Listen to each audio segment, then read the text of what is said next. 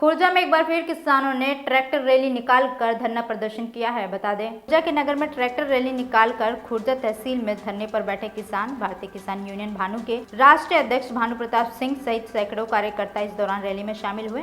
बता दें, धरना प्रदर्शन के बाद एसडीएम को प्रधानमंत्री के नाम 7 सूत्रीय मांगों का ज्ञापन सौंपा। इसके साथ ही राष्ट्रीय अध्यक्ष भानु प्रताप सिंह ने लोकसभा चुनाव लड़ने का ऐलान भी किया। दिल पर बैठे हैं, क्या क्या मांग को लेकर के बैठे हैं? ऐसा है, भारतीय किसान भानु का राष्ट्रीय अध्यक्ष भानु प्रताप सिंह ने एक निर्णय लिया है। क्या निर्णय है? निर्णय यह है कि बड़े भाग मानुष तन पावा सुर दुर्लभ सदग्रंथन गावा ईश्वर अंश जीव अविनाशी और चेतन अमल सहज सुखराशि। हिंदू मुस्लिम सिख ईसाई जैन बौद्ध चाहे कोई जात हो, मेरे वाल्मीकि भाई हों, मैं सबका चरण वंदन करता हूँ और यहाँ भी सबका आप सबका चरण वंदन करता हूँ। मांग ये है कि किसान 75 साल से गुलाम बना के रखा है देश के राजनेताओं ने।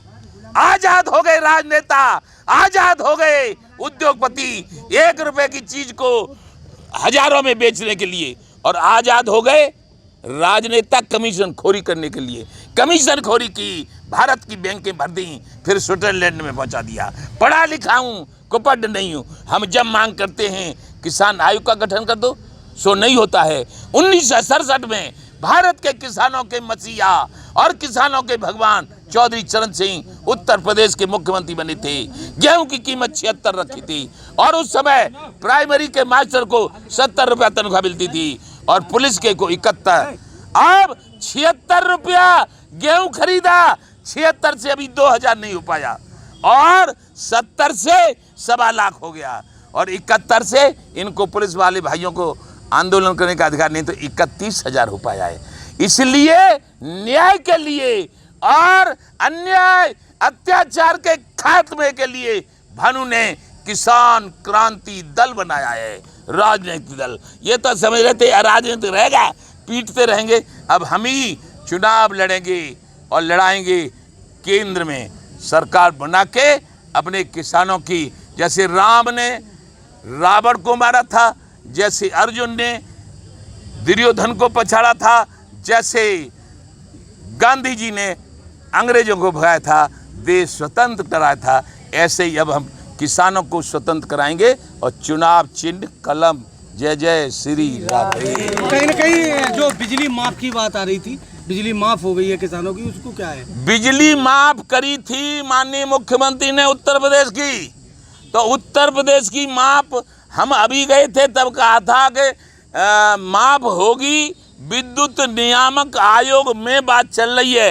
अब हमारी आज मांग है कि उत्तर प्रदेश नहीं पूरे देश की बिजली माफ करवाएंगे। क्यों? कि ट्यूबवेल की बिजली केवल भारत के लोगों के लिए, खाद्यान्न पैदा करने के लिए, रसगुल्ला की चीनी पैदा करने के लिए, चमचम की मिठाई उद्योगपतियों राजनेताओं को पैदा करने के लिए, गन्ना पैदा करने के लिए विद्युत का काम होता है ट्यूबवेलों का। हम कोई हमारे उससे कोई भैंस नहीं बनती, तो पूरे देश की बिजली माफ होगी। क्योंकि यदि बिजली किसान की माफ नहीं होगी तो खाद्यान्न की कमी पड़ जाएगी, चीनी की कमी पड़ जाएगी, रसगुल्ला कहाँ से खाएंगे और चमचम की मिठाई कहाँ से मारेंगे, और नाश्ते में यानी रबड़ी फबड़ी जाने क्या क्या खाते हैं, हमें तो पता भी नहीं है। जय जय श्री राधे। 2024 में कितनी सीटों पर चुनाव लड़ोगे? क्या 2024 में किन सीटों पे? 80% किसान, हिंदू मुस्लिम सिख ईसाई जैन बौद्ध और भारत की सभी जातियां 80% होती हैं। मजदूर और किसान, हम 543 पे चुनाव लड़ाएंगे और किसी से जो राजनीति भोग चुके हैं, बेईमानी का मजा ले चुके हैं, उनको एक को भी शामिल नहीं किया जाएगा। किसान यूनियन, आप तहसील में बैठे, किस मांग को लेकर के बैठे और क्या चाहते? मैं चौधरी महेंद्र सिंह, वरिष्ठ राष्ट्रीय महामंत्री भारतीय किसान यूनियन भानु। बाकी मांगों के संबंध में माननीय राष्ट्रीय अध्यक्ष जी ने विस्तार से बता दिया है। मैं तो केवल इतना कहना चाहता हूं कि भारतीय किसान यूनियन भानु हमारा संगठन एक ऐसा संगठन है कि देश में कोई दूसरा संगठन नहीं है। क्योंकि जितने भी संगठन राजनीतिक नेताओं को, राजनीतिक दलों को, दलालों को शामिल करके अपनी पंचायतें करते हैं, आज मैं इस मंच के माध्यम से कहना चाहता हूं कि हमारे यहाँ केवल कार्यकर्ता बैठा है, किसान बैठा है, मजदूर बैठा है और इसी के बल पर भारतीय किसान भानु माननीय राष्ट्रीय अध्यक्ष जी घोषणा करते हैं। केवल अकेला ऐसा संगठन है जो राष्ट्रीय अध्यक्ष जी के नेतृत्व में केवल किसानों के साथ मिलकर कार्य करता है।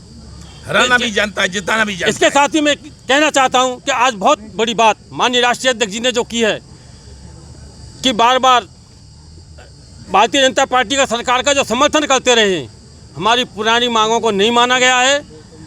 तो हमारे राष्ट्रीय कार्यालय से माननीय राष्ट्रीय अध्यक्ष जी जो आदेश जो अपनी राजनीति तय करके आए हैं, इस भारतीय जनता पार्टी की सरकार को बनाना जानते हैं तो इसको हरा भी सकते हैं और अपने चुनाव में अपनी भूमिका रखेंगे। अंत में एक बात तो मैं कहना चाहता हूं कि हमारी इस लड़ाई में इस शासन प्रशासन को मैं अवगत कराना चाहता हूं कि इस मंच के माध्यम से माननीय राष्ट्रीय अध्यक्ष जी यहाँ बैठे हुए हैं, यहाँ विराजमान हैं, यहाँ की अध्यक्षता भी कर रहे हैं। तो पुणे में चेतावनी देना चाहता हूँ कि अपने दिमाग को दिल में बैठा लें कि यही अकेला ऐसा संगठन है जो किसान और मजदूर की ताकत रखता है।